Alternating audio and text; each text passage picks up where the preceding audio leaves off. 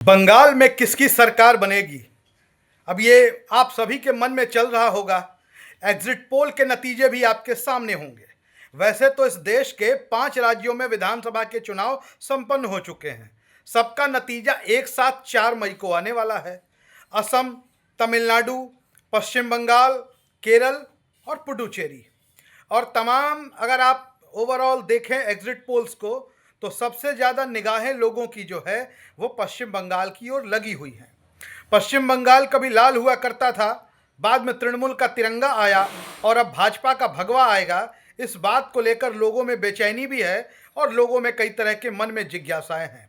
मैं इस वक्त खुद पश्चिम बंगाल की राजधानी कोलकाता में मौजूद हूँ। कल मैंने कई मतदान केंद्रों पर लोगों के साथ बात की, उनसे उनकी राय जानने की कोशिश की।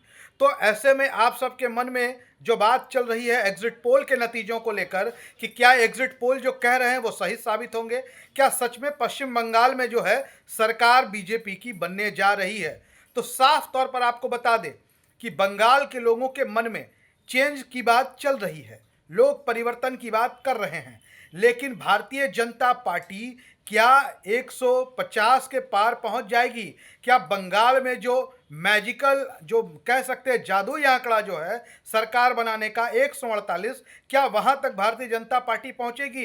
इसमें संदेह है। इसमें कहीं कोई दो राय नहीं है कि परिवर्तन के नाम पर बंगाल के लोग घर से बाहर निकले, बड़े पैमाने पर तृणमूल कांग्रेस के खिलाफ, ममता बनर्जी की सरकार के खिलाफ मतदान किया है। लेकिन जो एम फैक्टर है ममता बनर्जी का, वैसे ममता बनर्जी खुद ही एम है, एम फॉर ममता, उनके साथ जो एक मुस्लिम, एम फॉर मुस्लिम और एम फॉर महिला, ये जो मतदाताएं रही हैं, ये जो मतदाता रहे हैं, मुसलमानों का मेजॉरिटी वोट जो है वो ममता बनर्जी को मिला है, महिलाओं का वोट ममता बनर्जी को मिला है। लेकिन अगर महिलाओं के वोट में, मुसलमानों के वोट में अगर सेंधमारी हुई होगी तो यकीन मानिए पश्चिम बंगाल में बदलाव इस बार तय है। एग्जिट पोल जो बता रहे हैं वो नतीजों में तब्दील 4 मई को हो सकते हैं। लेकिन इसके अलावा एक बात आपको और बता दें कि पश्चिम बंगाल में कई ऐसी ताकतें और बड़े पैमाने पर ऐसे लोग हैं जो भारतीय जनता पार्टी को पसंद नहीं करते, भाजपा और आरएसएस की राजनीति को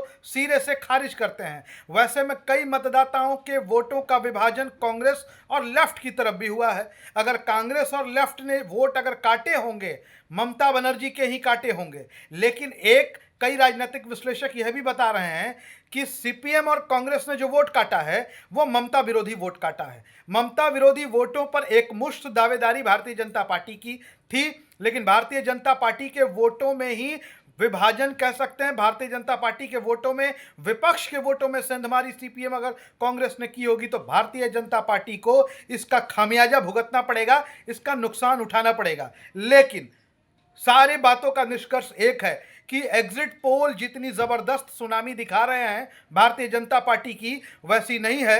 ममता बनर्जी की हार हो सकती है, राजनीति में, चुनाव में हार जीत कोई बड़ी बात नहीं है। लेकिन जिस बड़ी हार की बात कही जा रही है वो जमीन पर, धरातल पर बिल्कुल भी दिखाई नहीं दिया।